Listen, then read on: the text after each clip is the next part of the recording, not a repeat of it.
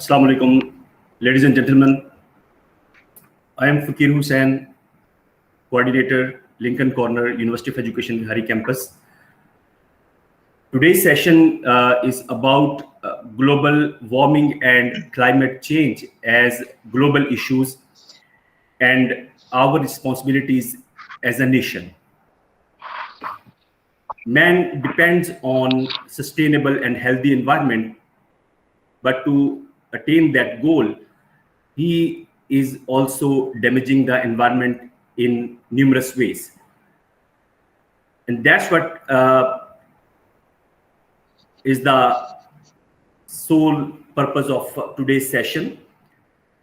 And we have Dr. Iftikhar Ahmed. He's currently serving as assistant professor in the Department of Environmental Sciences, ComSets University, Islamabad, Bihari campus. He will be talking about the topic of today's session, global warming and climate change as global issues and our responsibilities as a nation. Over to you, Dr. Saab. Thank you, Dr. Fakir sir. So, as Dr. Fakir said, about today's topic, that is about global warming and climate change as global issues and our responsibility as a nation. So I think everyone know about the global warming. So my name is Dr. Iftikhar Ahmed, and today we will discuss about the global warming and climate change, and we will discuss about our responsibility, how we will take this global warming and climate change problem at a global scale and as well as in national level, Pakistan.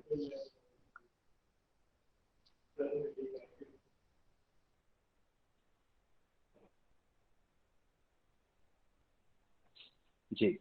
So outline of this presentation, we will discuss about the climate change and global warming, how these two phenomena interact with each other, and what kind of the causes and problems cause these two things. And these two terminology, these are very important in respect to the environment. So climate change, global warming, then what's behind the climate change. So its impact on the climate change and what we can do to tackle this problem. So first of all, we will discuss about the climate change. So it's a very specific term that deals with the significant changes in environment. Environment means they change in the pattern of the changes in the pattern of precipitation, sunshine, and so many problems related with this climate change. So we will say about the climate change, about that actually the climate change. These periods are if we will talk about the lithosphere, that is the soil. Lithosphere and different phenomena that present in soil actually cause the climate change. So one problem is the decomposition. If you notice, whenever anything died, so after the deaths, the material, the plant material or animal bodies, we have buried this material into a soil, and after burying that material, the different decomposer, different the microbes act on this and convert it into a mineral process, mineralization. So this organic matter, when converted into a minerals, this process called decomposition, and through this process, different kinds of nutrients released by the microbial activity. So one mineral that is very important is the carbon dioxide. That is a main cause or root cause of the climate change. Also, when this process take place in hydrological system, hydrology in water body, in oceans, in dampy places, the most of the material that is decomposed by the microbes, those are the anaerobic bacteria or anaerobic microbes that decompose the material into a anaerobically and release methane. And methane is once again another, you can say, gas that cause the climate change. So in cryosphere, in biosphere, so all these spheres actually interact with each other, and they are participating or they are adding different kinds of gases that may cause climate change in the environment. So if we will study about the biosphere, in biosphere, the plant material, the animal material, whether they are present in a water, whether they are present in a terrestrial environment or aquatic environment, both the material actually are the organic in nature, and the microbial processes deals with this deals with these bodies, these biomass converted into a different kinds of gases that actually the main you can say cause of climate change. So climate change is further, we will discuss and we know about the climate change and the earth system that dealing with the climate change. But the norms are there that deal with the, so everyone, you can see the everyone talks about the climate change, but whether they are actually doing or something to tackle this problem, no. So we are just studying about the terms climate change, and we are regularly listening these terms from the students, from our colleagues. We are discussing these problems, but in actual form or in fact, in practically, we will not work to tackle this problem. So if you see this picture clearly tells about the yesterday, the Earth's shape is something you can say regular shape, but today it goes to melting conditions. So it goes melt down, and tomorrow in future, so its melting process is really very fast. So the what we will understand from this picture, the warming about global warming, the warning about global warming have been extremely clear for a longer period of time. We will know, we have know about very well that the climate change is a real problem, but we will not set the goals to minimize the impact, minimize the causes that really cause the climate change. So Al Gore, the warning said about the warning about global warming have been extremely clear for a long time, but we are facing a climate crisis. So on this way, we are facing the climate crisis in real sense. So what is the actual cause of this problem? So if you know about the water cycle, the carbon cycle, you can easily understand what caused the climate change. So you know the water present in oceans, in lakes, they sun heats that water and evaporates this water into a you can say atmosphere.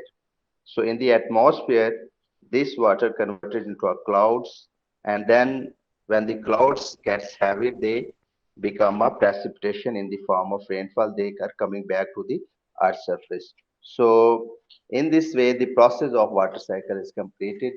But in the whole process, some kinds of the gases are released, or some kinds of the gases are absorbed during this process that actually cause the climate change.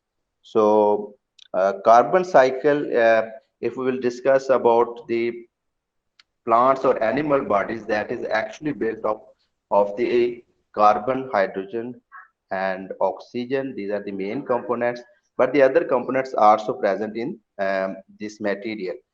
So, this material, when going to the breakdown by the decomposers, so carbon dioxide released from this material and accumulated in the atmosphere. So in this way, the carbon dioxide concentration in the atmosphere are regularly increased. In 80s, it is about 280 ppm, but now it is a 400 ppm, and in future it is predicted to a 700 to 800 ppm. So this much amount of carbon dioxide actually released by the this natural process. But the problem is there, in addition to this natural process, human activities, industrialization, fossil fuel burning, also causing the carbon dioxide concentration increase in the atmosphere. So this actually a basic cause of the climate change. So in this climate variations, the overall scenario of the weather or the climate is changing on a regular basis. One example I will share with you, the rising temperature of the Pacific fields. If we talk about the Pacific Oceans feed the typhoons. These typhoons blow harder. If the carbon dioxide concentration or temperature regularly increase, so the hurricanes, the wind, the storms, the stormies, these are on a very fast or harder ratio. They are coming from this carbon dioxide concentration increase, and this actually caused the more erratic rainfall, and a more erratic rainfall causes different kinds of damages. So if they are continuous basis, they are damaging the environment. So they shift the global ocean currents. On this global ocean currents actually cause the melting of Arctic. जो Arctic है, that Arctic Ocean or the glaciers that are actually melting down due to the high ratio or high concentration of carbon dioxide and other global warming gases present in the atmosphere due to the natural and anthropogenic activities. So it causes, it rises the sea level. Sea level to become higher and higher, and maybe the cities like New York will be underwater due to sea rise, sea level rise in due to this activity. So behind this problem actually link with the global warming. So before we will discuss about different sectors, what is the global warming actually? So global warming is the slow increase of temperature of the Earth, because Earth on regular basis it heats due to the sun rays, and these sun rays when strike on the Earth, some of the rays absorbed by the Earth and some are reflected back to the atmosphere, and then these absorption of the sun rays causes the increase in temperature. So in general we cause the this is due to the greenhouse effect. So if you see the pictures, so picture clearly tells the different scenarios of temperature is. So in this way, the temperature of the Earth increasing on yearly basis. If you see the temperature in 2020, it is almost 2.14 degrees centigrade raise in temperature as compared to the previous history of temperature raise in different years. So in 18th century, the temperature is very less in negative sense, and then with the advent of the period, we have industrialization, modern agriculture. We are using fertilizer. We're giving inputs to the soil to increase the yield. Are using different pesticides to control the pest. We are using different patterns to improve our earning. So these patterns actually cause the rise in temperature that is called global warming. So both scenario clearly depict that the rise in temperature is on a regular basis, and it is depicted that, and it is predicted that if this scenario is continued, then it may be 4 degrees raise in the end of this century, 21st century. So we are careful about uh, the global warming. The global warming causes due to the different activities of humans. So we are telling about the global warming actually caused due to the greenhouse effect. So greenhouse effect in largely uh, run by the two processes under the natural conditions and under the anthropogenic activity. If we are going to disturb the natural ecosystem, of course, we have different scenarios of, you can say, global warming. So natural greenhouse effect, if you look at the left-hand side picture, that is about the natural greenhouse effect, that is the sun rays strikes on the earth and some of the rays strikes back or reflected back to the atmosphere. So most of the portion in natural greenhouse effect actually reflected back to the atmosphere, and very less amount that is absorbed by the earth. But in human enhanced or anthropogenic activity based greenhouse effect, the sun rays strikes and very less are reflected back to the atmosphere, but most of the rays absorbed by the earth due to the higher concentration of carbon dioxide, methane, and nitrous oxide. So these three are the major, you can say, greenhouse gases that increase the Earth's temperature. So greenhouse actually is the blanket of different gases and water vapors that trap sun rays and cause the global warming.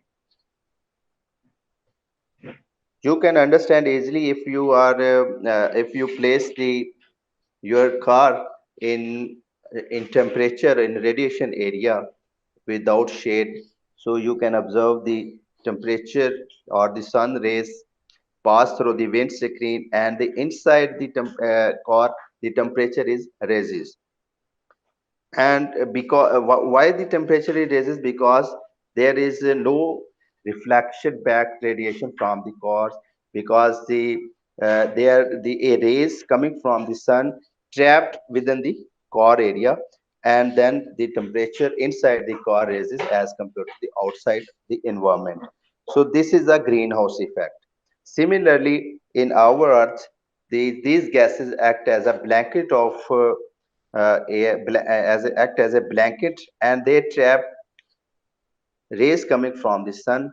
And what are the main reasons, or what are the main, you can say, gases that participate in the absorption of the rays from the sun are the carbon dioxide, methane, and nitrous oxide. In addition to them, halogens and water vapors are also responsible for the absorption of different kinds of rays coming from the sun.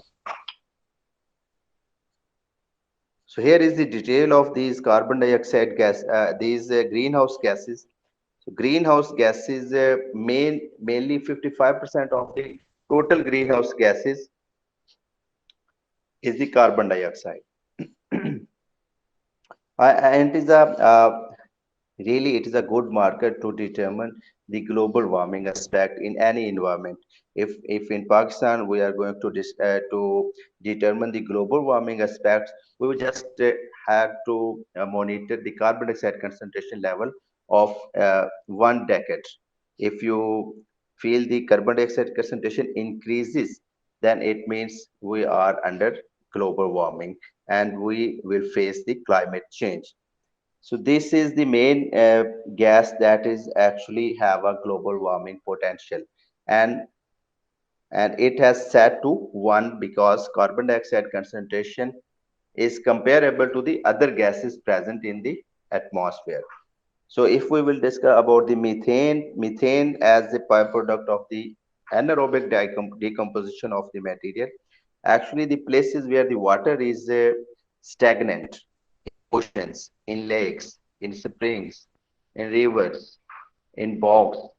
These all kinds of, you can say, habitats have anaerobic microbes. These anaerobic microbes decomposes the material and releases methane as a byproduct as compared to instead of carbon dioxide that is a byproduct in a terrestrial environment in aerobic environment because the microbes are the aerobic one and they use material as energy source and release carbon dioxide in aerobic environment. But when we are talking about the anaerobic conditions, so in anaerobic condition methane is a byproduct.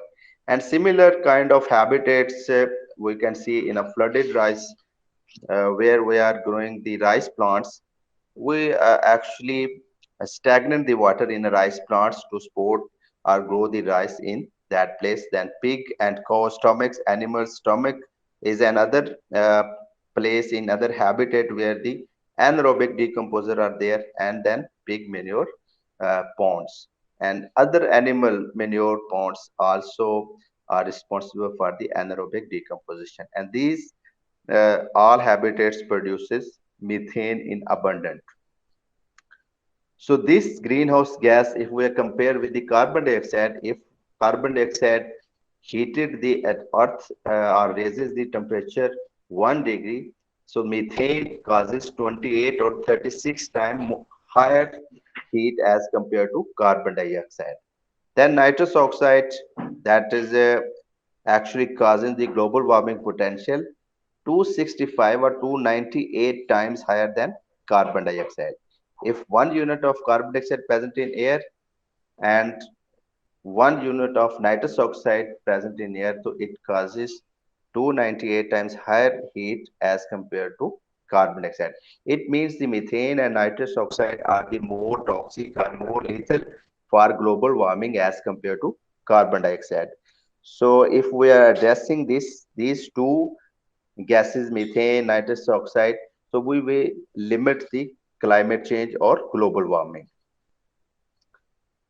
So in principally, nitrous oxide as a byproduct during the fertilization, when we are adding any fertilizer to the soil, even organic or inorganic, they are converted into a nitrous oxide and through denitrifying bacteria. So these denitrifying bacteria increases the ratio or increases the concentration of nitrous oxide. So this is a actually natural process the microbes do, mostly bacteria. Nitrogen cycle is the main cause of nitrous oxide emission in the atmosphere.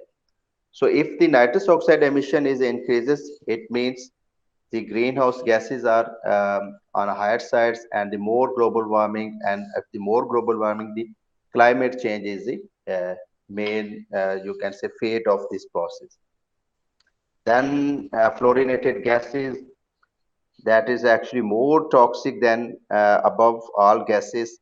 These gases actually are you can say replace the ozone depleting refrigerant. Chlorofluorocarbons, we are normally heard about, these are the refrigerant, and to replace those refrigerant, fluorinated gases are used. So these gases also very toxic and causes global warming 10,000 on an average basis, 10,000 higher than the carbon dioxide. So these are the 10,000 times higher toxic or more toxic than carbon dioxide. And similarly, sulfur hexafluoride SF6, which are 22,000 times higher or 23,000 times higher toxic, have more global warming potential as compared to carbon dioxide. And these sulfur hexafluoride were commonly used in dielectric material in different, you can say, grading stations. Insulator, as an insulator we can use voltage application and transformers में इसको mostly हम use करते हैं, apply करते हैं sulfur. So if we sum up our discussion on the global warming, so these three or four gases are the main reasons of the global warming. There is carbon dioxide, which has a 1 ratio. This is a standard one, and all the other gases compared with this carbon dioxide unit. So then methane is the 25 and nitrous oxide 300 times. These are the latest units. and latest you can see information and the 300 time, and then fluorinated gases which are being used in a refrigerant as a coolant gases. These are the 1000 to 10,000 times higher toxic as compared to carbon dioxide. And if we are looking at the different kinds of ratios, so main global warming, 76% caused due to the carbon dioxide concentration. It means if we are tackling this carbon dioxide concentration lower than the current one, then we will easily tackle the problem of the global warming. So 76% of carbon dioxide is responsible for global warming, 16% methane, 6% is the nitrous oxide, and fluorinated gases 2%, and rest of them are the traces. So what actually caused this global warming? As you know, if we are heating something or giving energy to anybody, then in response, this system acts. So changes in temperature due to this uh, rise in different kinds of gases, these actually changes the temperature pattern or wind pattern or precipitation pattern of that particular area. So if we are talking about the Asia, in Asia, the monsoon season is very famous. Also in Pakistan, monsoon season is very famous for during rain area during you can say summer season. So this monsoon actually caused due to the changes in temperature. More change in temperature pattern, the pattern of wind actually rely on the temperature, and wind pattern changes actually cause the monsoon. Monsoon, you can say monsoon area या monsoon period in Pakistan or rest of the Asia, and snow around the world, monsoon in Pakistan and snow in the rest of the world. So it making different kinds of you can say problem. It may cause unpredictable drought pattern and also unpredictable weather condition of that particular area. And other reason of global warming is the black carbon. So in general term in Pakistan, uh, we also know the black carbon as a ash. So in simple term, ash is a black carbon. But in a technical term, these are the tiny particles. These are actually tiny particles of the carbon released due to the incomplete combustions. If we are going to use fossil fuels, biofuels, and biomass, so these biomass, biofuels, and fossil fuels burning actually give heat to us and also provide incomplete combustion, that is actually black carbon. So these black carbon ranges from 10 micrometer to 2.5 micrometer. If we are discussing about the 10 micrometer, to which we call as PM10. So their size, the particulate matter, PM means particulate matter. This particulate matter have a size of 10 or less than 10. And other type of the PM 2.5, that is those particles which are related to either 2.5 or less than 2.5, considered as a PM 2.5. So these particulate matter actually release into the atmosphere. They are suspended in air. The suspended particles trap the rays coming from the sun, and it causes raise in temperature, that is global warming. And due to high concentration of carbon dioxide, these particles along with carbon dioxide concentration and other greenhouse gases, they are increasing the earth's temperature, and ultimately it causes the melting of glaciers. So black carbon is the second biggest contributor to global warming after carbon dioxide. If we are talking about the global warming, in previous slides, we have discussed the 76% of the global warming actually due to the carbon dioxide. And the second most, you can say this not gas, but these are the particulate matters. So that's why it's the second biggest contributor to the global warming. So what are the sources of these greenhouse gases or black carbon? So when we talk about the sources, sources are might be a natural or might be a anthropogenic, but the main you can say culprit is the industrial process. When the industrial revolution came, we are installing industry, we are installing fertilizers, we are adding different kinds of inputs to the earth for getting higher yield, for control of the insect pest and diseases. So these greenhouse gas emissions are actually, you can say, driven based on our this modernization. So these modernization actually require the energy. So power sector is main 21% share, then almost 17% share of the industrial processes which are responsible for this higher concentration of carbon dioxide, then transportation fuels, transport industry, agriculture industry, fossil fuel burning and oil industry, then residential, commercial land use and waste disposal. These all activities actually are the sources for the greenhouse gas emission. So industrial process, if we are discussing about the industrial process, different industry are using different kinds of fuels. These fuels actually releases different kinds of greenhouse gases, and these greenhouse gases causes the global warming or other problem. So these next is the driving force behind this climate change. So driving force is the actually global warming. When there is a more greenhouse gases in a system, more global warming is there, then there is a different patterns that actually placed on that particular area of the land. So if we're discussing about the driving force, if you can see that greenhouse gas trap energy, and that energy is used for the warmer oceans. These oceans warming causes the rise in sea level and may also cause more storms, hurricanes. And these storms or hurricanes actually then cause erratic rainfall, erratic storms, and damaging our infrastructure. So in this way, these are linked to the each other. Then if you are discussing about the evaporation, more heat, it causes more evaporation, and more evaporation means more precipitation, and more precipitation and also a more drought conditions on that area.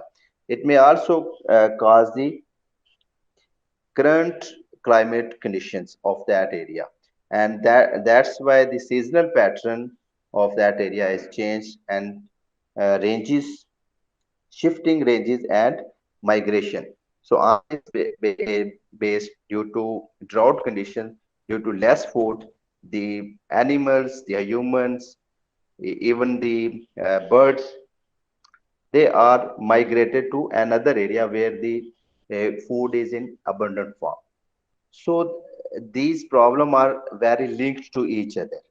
Then if you can see the more heat, more melting of snow and ice, and it means the habitat of Arctica also lost.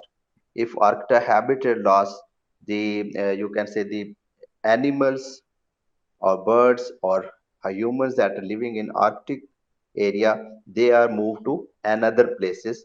So maybe maybe a migrated from that area, or maybe a extinct or lost. Their population may be lose due to the changes in that changes in the climate change of that particular area. And then melting ice, they absorb more heat, and if the soil absorbing more heat, they become a more heated, and if they are heated, they cause different conduction and convection energy fluxes in the soil. So it may also damaging the population, the microbial population, or and other social animals population present in the soil area. So all these process actually based upon global warming. If the global warming is there, ocean become more warmer, snow become melting, and the you can say more precipitation of that area. So what it how it can impact our you can say system, our ecosystem. So in many ways, it impact this global warming or climate change impact our system. 35 million people. If the more sea is more precipitation, then the risk of floods are there. So 35 million people. These are the latest UNO based information that 35 million people affected by floods and 821 million which are maybe are undernourished. Food security issue. The issue of food security due to the drought conditions, erratic, you can say climate change causes drought conditions, and these drought conditions might be not helpful for raising crops on an area where the problem of global warming is occur. And in an estimate of UNO, the 821 million people undernourished due to this global warming. Similarly, 2 million people maybe are displaced from that area due to the risk of floods, due to the risk of landsliding, due to the risk of other disaster, maybe a volcanic eruption or something like that. So these people are displaced from that area. So global ocean oxygen continue to decreases due to this problem. It then internal displacement may be occur. Then 1600 death might be related to this global warming, and then climate change as a peatland ecosystem. So this climate change threatens the peatland. So what is the peatland? Peatland are the organic soils where the where the concentration of the organic matter is higher. Those soils are called peatlands.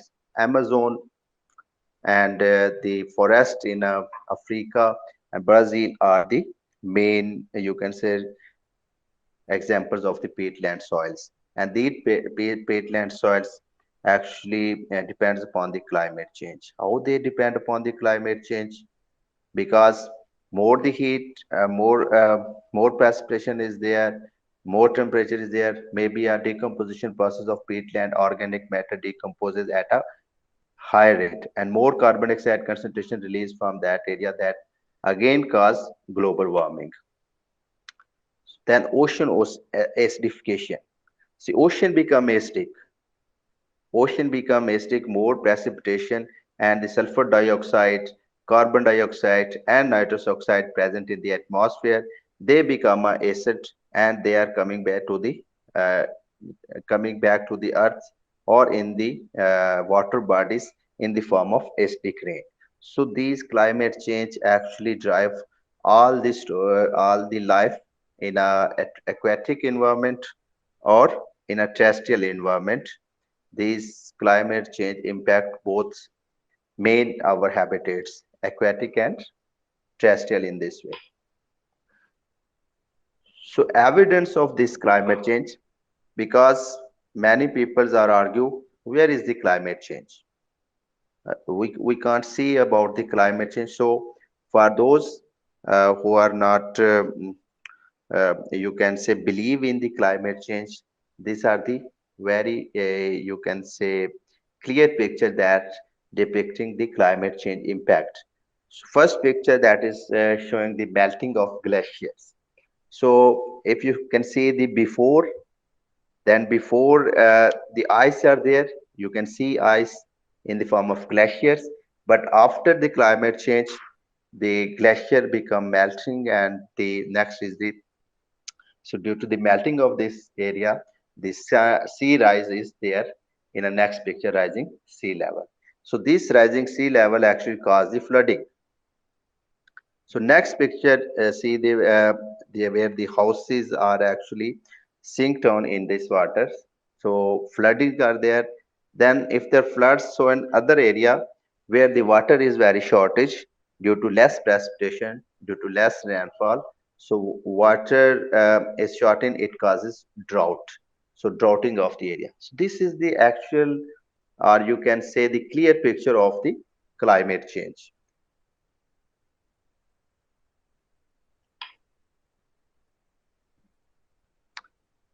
This is also linked to the with the climate change. So more erratic rainfall, more erratic you can say storms, tsunamis. You can say different kinds of tornadoes, which are actually linked with this climate change.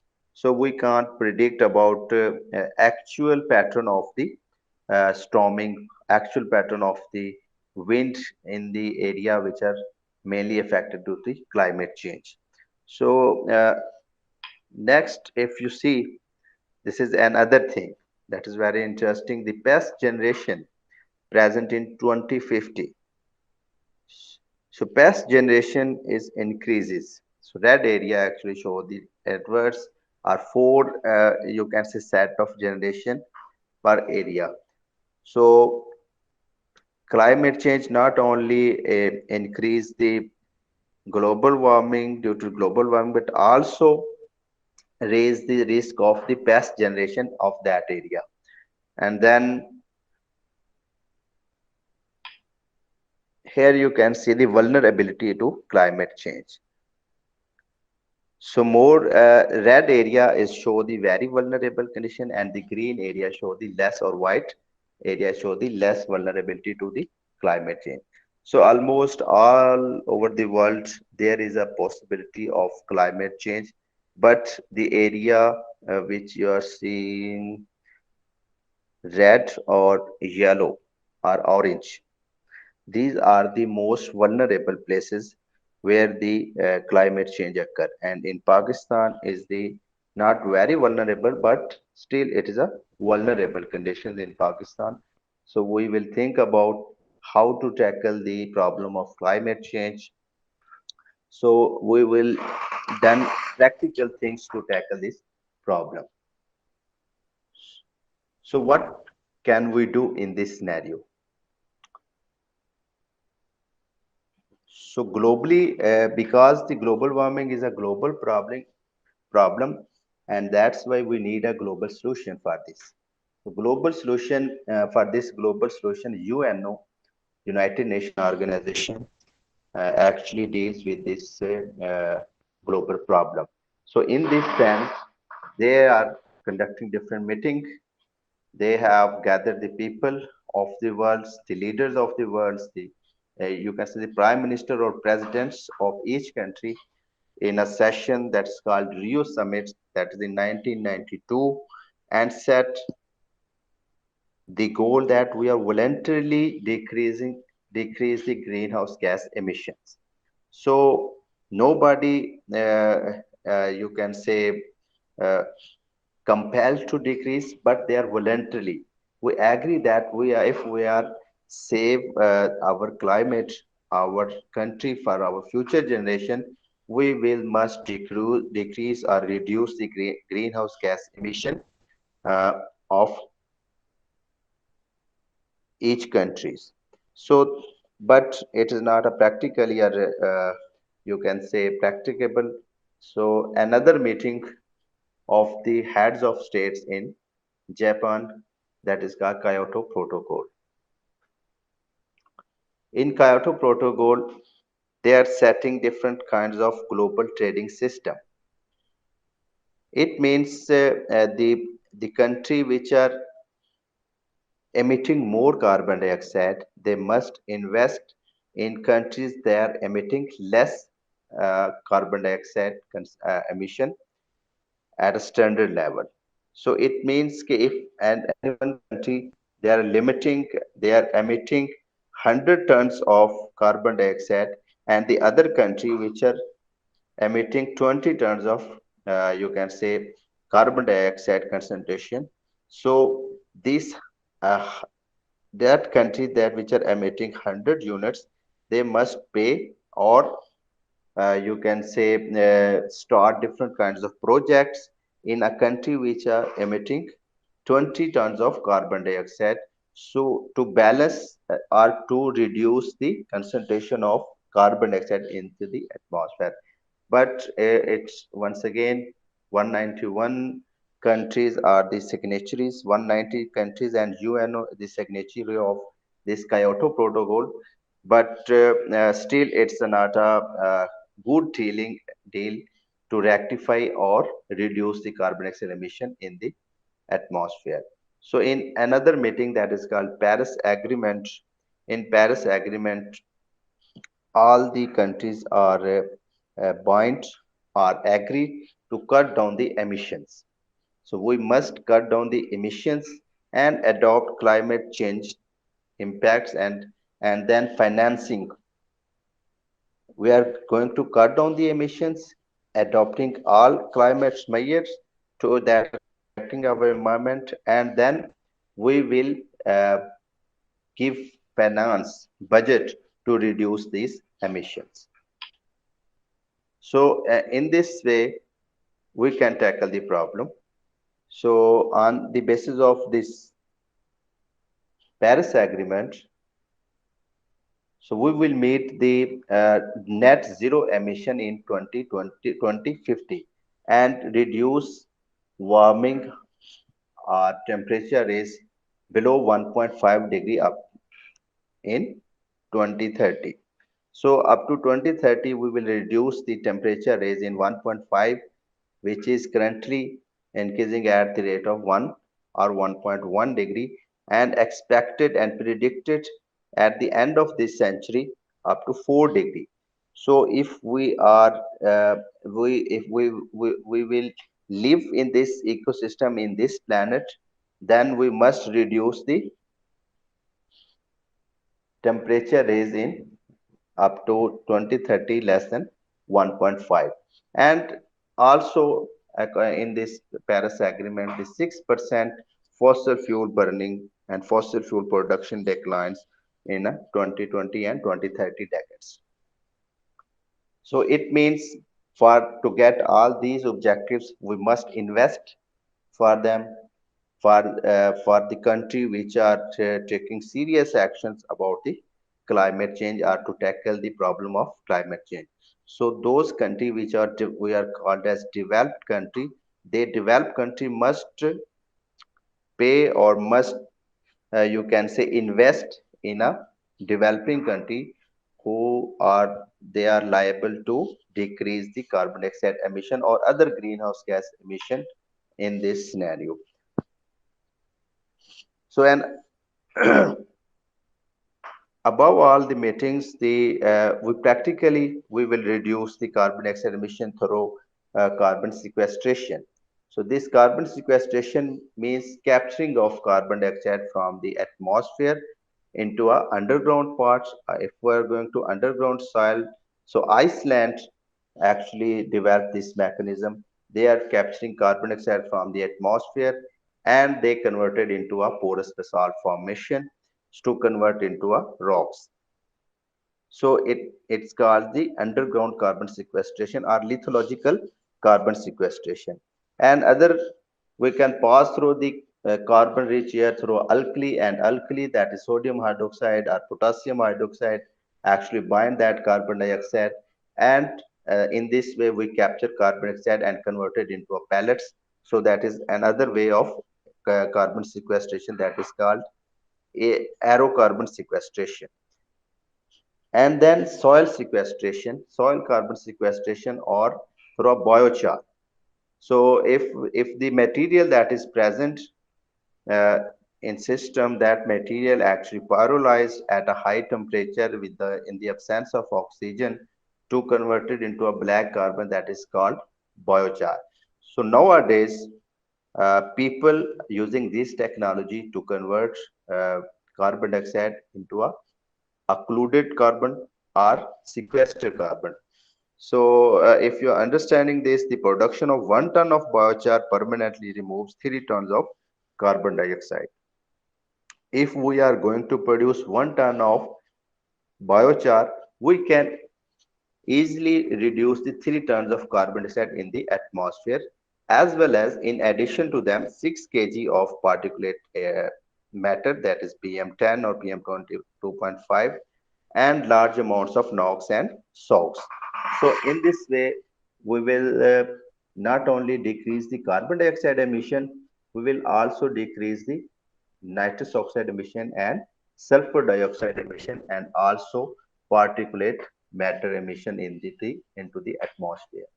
So actually, biochar is the pyrolysis. Pyrolysis means if we are injecting the material into a any closed, you can say, container, and in this way we are going to heat that material at a 450 or 750 degrees centigrade. In the absence of air or in the absence of oxygen, we convert that material into a biochar. So practically, what the countries do, Scotland. Scotland is officially claimed as a coal-free country. Similarly, Costa Rica achieved 99% of their renewable energy through their energy through renewable resources. Then in USA, eliminating the coal-fired power, they are eliminating the power generation through coal sectors, and then China is building their energy on a wind power. Similarly, Bhutan is the carbon negative country, the world's most carbon negative country where the carbon emission is very less. Then Germany drives the bicycle. Mostly people are going to their offices on bikes, on bicycle. So they developed the German bike super highways for this to tackle the carbon dioxide emission. Then similarly, other countries also participating. In USA, 50,000 wind turbines are working. Here is this picture that is showing the Iceland, where the technology of carbon sequestration in underground form in the form of basalt. They are capturing carbon dioxide and converted into a basalt, that is a stone. So in this way, they are sequestering carbon dioxide or reducing carbon dioxide concentration into the in the atmosphere. So our responsibility as a nation. So my last session or last section is about our responsibility, what we are doing, what Pakistan is participating to tackle or to control or to reduce the climate change impact. So Pakistan is a vulnerable, although we are emitting less carbon dioxide concentration and greenhouse gases as compared to the rest of the world, but we are facing the climate change problem. So, to tackle the climate change problem, this current government really started different kinds of projects which may be useful or may be helpful for reducing carbon dioxide concentration in the atmosphere and other greenhouse gases. So, one of the project is the Billion Tree Tsunami. So, Billion Tree Tsunami is a very successful program that was launched in 2014 in KPK mainly, and for this 680 million US dollar invest, and they are claiming they are very successful in this sense. Then Plant for Pakistan, this is also a part of, you can say, Billion Tree Tsunami, but a Prime Minister of Pakistan started this project in 2018 up to 2023, 5-year project. And in this project, they are they are planting different kinds of plants to tackle the problem. So for 7.5 billion rupees or $46 million funding for this project. And this project has started by the Prime Minister uh, on 2 September 2018, and in a one day, this is a record, in a one day, 1.5 million trees planted under this project. So another thing that we are doing, the Clean Green Pakistan Index. So Clean Green Pakistan Index actually is this strengthening of different sectors of, you can say, Pakistan. Different sectors means to improve the water quality, to improve the sanitation problem, to improve the hygienic conditions, to improve the solid waste management and plantation with equal weightage. So all these five things or five pillars actually improve the green index of Pakistan. So Pakistan is doing best in this sector, but still we are lacking behind. But I hope so in future we will further invest in these sectors and we will achieve our clean to green Pakistan index. So for this purpose, Pakistan government has launched the app to Clean Green Pakistan program, and you and we all can participate in this program. And being a Pakistani, we must have a role in this clean green development and clean green Pakistan index. So if we are standing in a global, you can say scenario, we must uh, participate in this sector and we will plant for Pakistan. So this plant, one plant for Pakistan actually pay our generation for the you can say sustainable climate or sustainable you can say Pakistan. So the landmark which achieved in these programs by Pakistan, as you know, as you can see, the 2018 the index, the cumulative index score is 54.9. In 29, this index increasing to 55.6, and in 2020, this index also further increased to 56.2. So in this way, we can achieve some, you can say, sustainable development goal, that is the SGDP of UNO 13, to achieve the at least something that we should achieve from the plantation of the trees under these projects. Another, we can plan a national drought monitoring.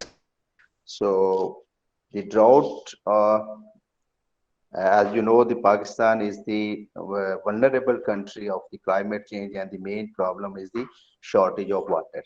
So we must build up different dams to conserve the water. We must design new ways to reduce land degradation, erosion, to reduce the erosion, soil erosion actually, that is done by the water or wind system. So under these program, we can build up, you can say, this is National Biodiversity Strategy Action Plan के जरिए हम इसको we can do our best. So another program that is in 2019 in Madrid, Spain, when the Pakistan awarded the climate change award, and for making different program like Billion Tree Tsunami. So making Pakistan resilient. This fund actually set to address the six thematic areas. Afforestation, we must install different kinds of, you can say, planted material. We can afford the vegetation. We can improve the area under vegetation. We can improve the area under forestation through this afforestation program. And this actually called as the Ecosystem Restoration Fund of Pakistan. Then recharge Pakistan. Recharge Pakistan means we can build the small dams to improve the, you can say, water storage capacity of Pakistan. Then conserve biodiversity and mitigation of land degradation.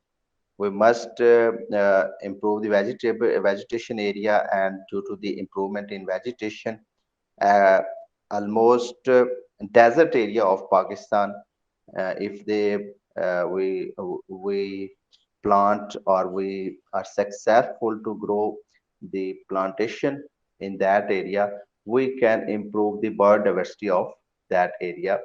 And then we also simultaneously reducing the soil erosion of desert, because sand is a main you can say soil particle that is actually easily blown with the help of wind.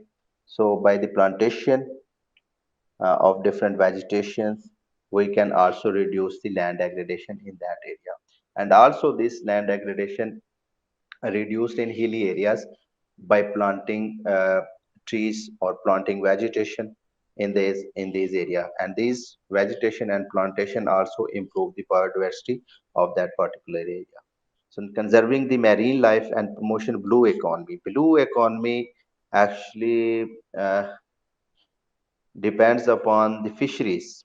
You can improve the fisheries sectors in oceans.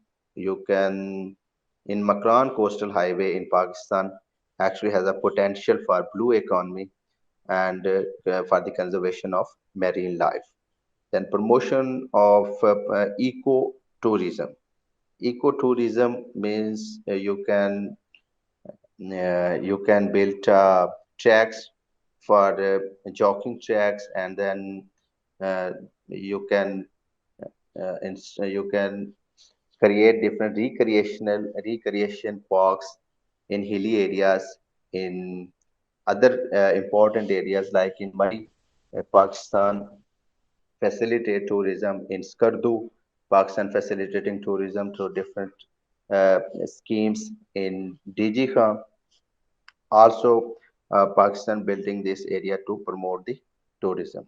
Then electrical vehicles. Electric vehicles without fuel, without oil, without fossil fuel burning. So these electric vehicles must be promoted, and Pakistan also initiated a program to introduce electric vehicles in Pakistan to lesser the you can say climate greenhouse gas emissions. So at the end, our responsibility is if we want to go green or conserve our nature, we must recycle things, we must reuse the things, and we must change our lifestyle, reduce things that are contaminating our environment, reduce the you can say uh, vehicles where we use petrol and oil, which causing different kinds of uh, gases emission, and we can promote eco-friendly environment. We are using different kinds of organic organic fertilizer as compared to instead of using chemical fertilizer. So these all habitats, or these all you can say different small sectors actually built up our goal to go green. So with this aim, go green for Pakistan, to reduce the climate change impact in Pakistan, we must do our responsibility. We take our responsibility, and we do uh, our best to achieve the go green status in the global world. Thank you very much for your listening. If you have any question, you are welcome. Thank you very much, sir, for comprehensive elaboration on the topic global warming and climate change as global issues and our responsibilities as a nation. And we see that global warming and climate change uh, is a immense danger for the sustainability as well as the survival of our planet and the coming generations. And we need to identify our responsibilities as well as our areas where we can contribute to the improvement of our environment. Media should come forward to impart awareness among the general masses and the people and all the stakeholders involved, as well as being the member of the human race. We should not only know but also try our best to contribute to the not only the improvement and betterment of the environment. Rather, we should really exert ourselves and our efforts to save our planet and life on the earth. Thank you very much, Dr. Iftikhar. You were Thank commenting you. on the topic. So, if anybody has any question, it's most welcome.